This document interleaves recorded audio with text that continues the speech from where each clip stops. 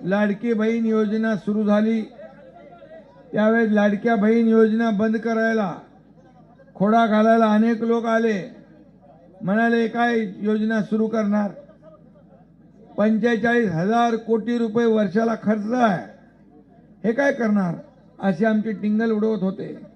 पण तुमचा लाडका भाऊ एकनाथ शिंदे मुख्यमंत्री होता, दिलेला शब्द पाळणारा, आणि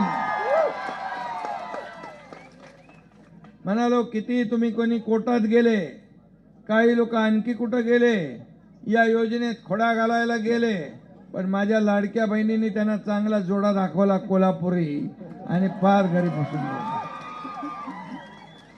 232 आमदार निवडून आणले महायुतीचे.